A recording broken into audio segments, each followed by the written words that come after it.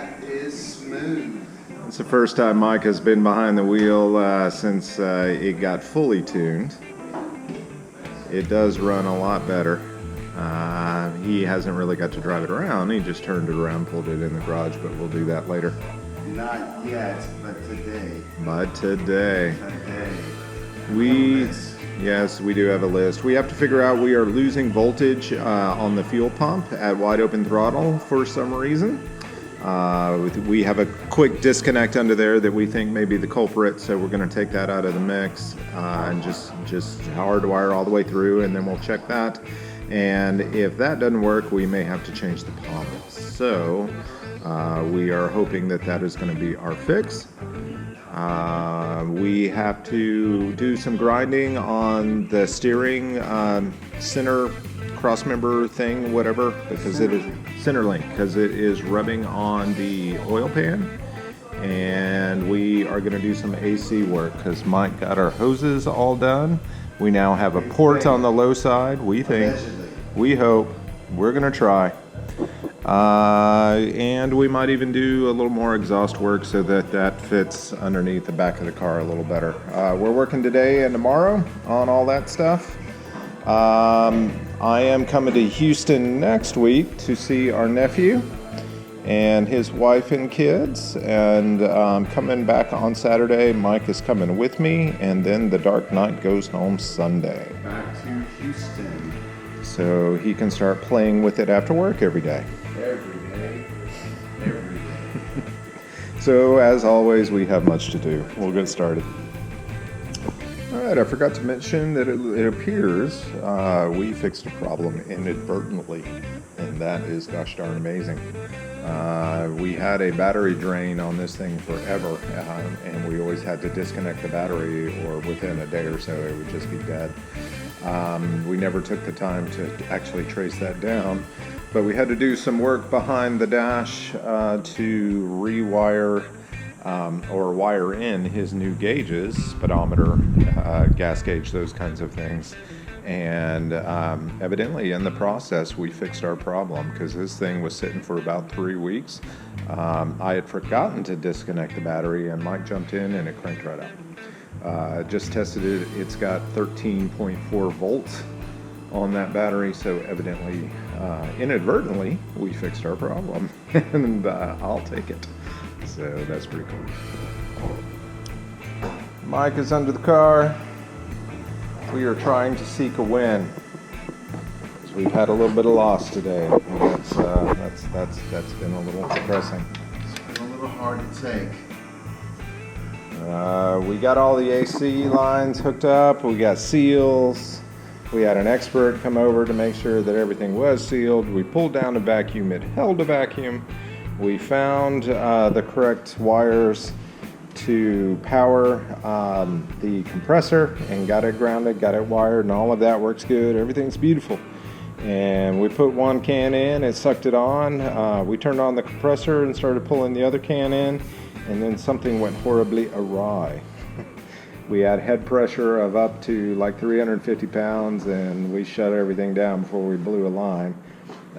We depressurized the system, took out the orifice tube over here, and Here's what it looks like. yeah, there's stuff in there. Yes, so the important lesson learned here is anytime you're going to hook up some kind of system or line or fluid, make sure that you flush it out before you hook it up. In this case, looks like we had some sediment somewhere in the system. Everything is new. Everything is new. The evaporator core is new. The dryer is new. The hoses are new. The compressor is new. The condenser is new. Everything in the line was new. But that does not mean that there's not sediment from manufacturing that could be in some of these components. I don't think it was in the compressor.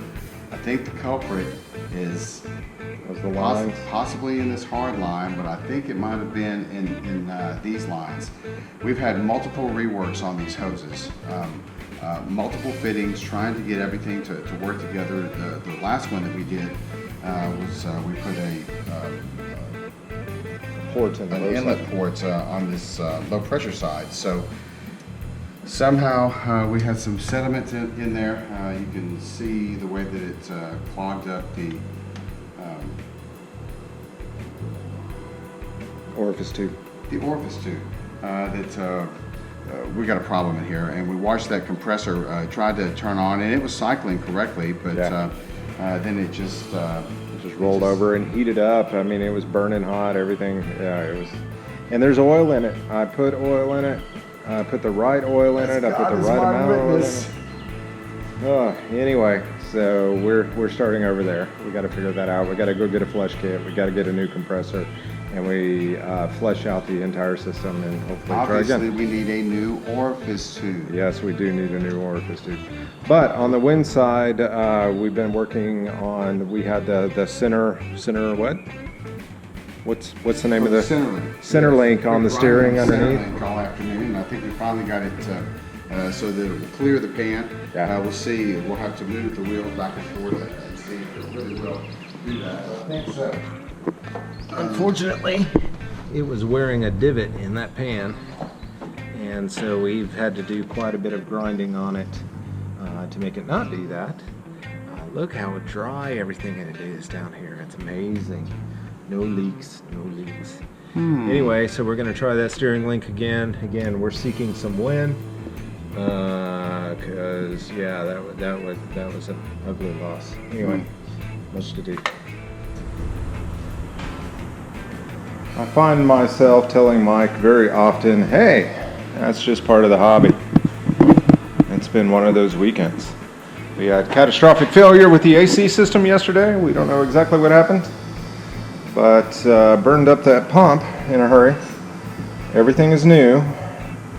The only thing we can figure is we've had these lines redone several different times to make everything fit, and there may have been some debris in the lines that went through the pump and ruined the pump, and we don't know. That's just a guess. We have no idea. But we went back and got all new parts today, so eventually we're going to flush and replace that whole system. Good times. Yep. We've been working on this center cross member. We have ground quite a bit off. We still have a couple of thousandths to go. But Doesn't sound like much, but with a hand grinder, it's more than you think. it takes a minute. It takes a while to do this, so we'll get that ground down, so we're not touching anymore, solve that problem, solve this wiring problem with our fuel pump. We'll get back on the AC later on this afternoon, probably the last thing that we do if we get to it today, but we're going to push through these other things. We'd really like to take it out for a drive today. Yeah, I'm about to do replace some wiring that goes to the fuel pump. I put in a quick disconnect in there so that we could disconnect it, drop the tank, and whatever else. But I think that quick disconnect is causing a drop in amperage at wide open throttle. So I'm gonna do solid wire, good wire all the way throughout there, and we've got the fuel pressure gauge on the rail, and it's long enough to go up there so that we can see it while we're driving.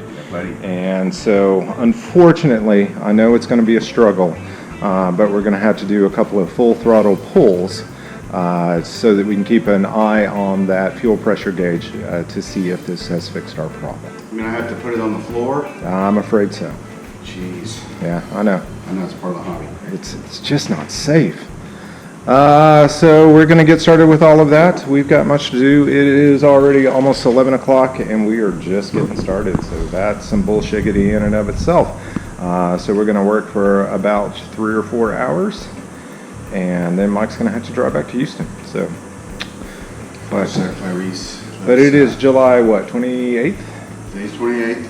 And October is, what, 3 months away now? Mm-hmm. August, September. We're in about 10 weeks. No, okay, so yeah, we'll make it.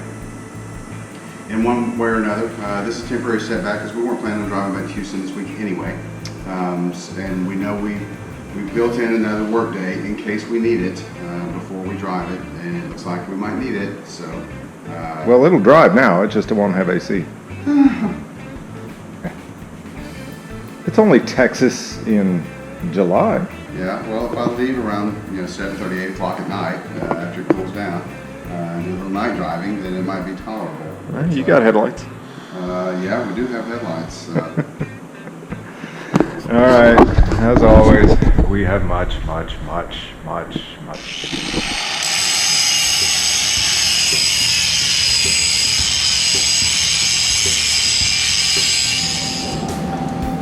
said there's some gloves? Yeah, then I put right here on the side for me. Oh, shit. The ones I should have grabbed while I was over there? Yeah, those are the ones. We said that you don't want those gloves. You're not. They are rags now. Okay. Should probably clarify that. All 12 of our viewers. Don't weld in shorts, boys and girls. It can become heavy. Famous last words. The guys on YouTube welding with no helmet, no gloves. I get a couple of burns on my legs.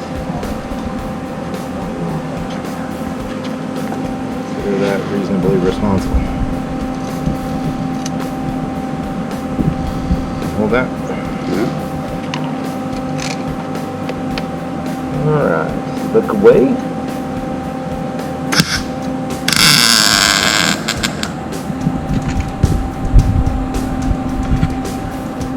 Look away.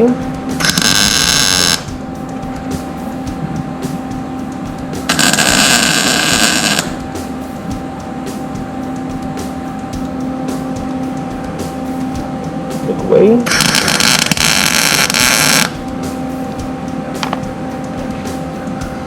Alright, that ought to hold it so we can see Alright. if that'll work. And just think, he wanted to try to do all that under the car. Show you the finished product.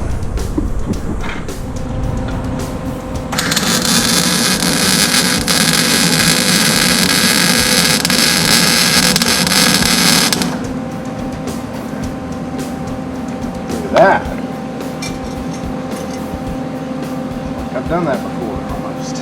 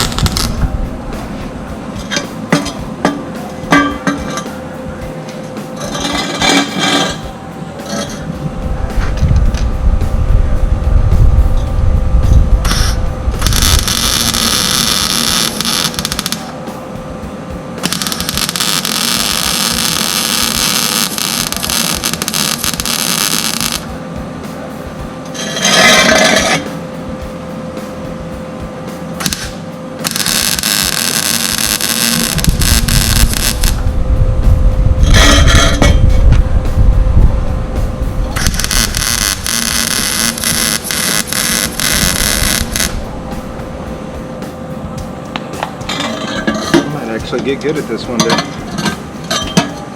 Hope springs eternal. There's a hole right there. Fix that.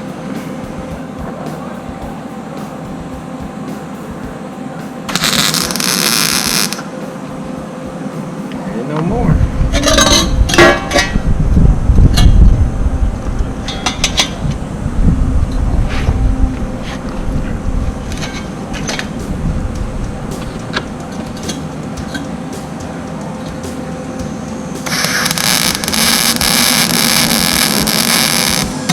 Oopsie.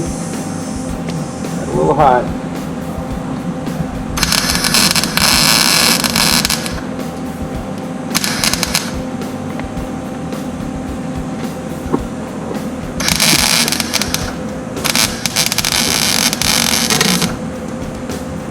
Bad sound.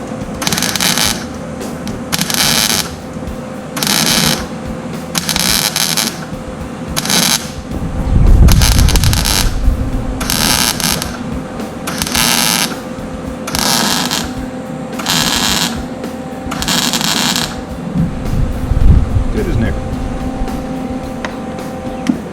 That's what I'm talking about. The dark night kind of looks like Nessie at the moment. She actually blows cool air. So we've got some other things to do. We've got to seal up this hole right here because all of our cool air escapes. But the system is sealed, it is charged. It does put cool air into the cabin. So that is a win. Also rewired the fuel pump. We'll see if that has fixed our issue there. And that tailpipe is much better. We've got to work on the other side, but that one's good. So after some luge yesterday, we just had a whole lot of wind today. So keep cruising, Nessie.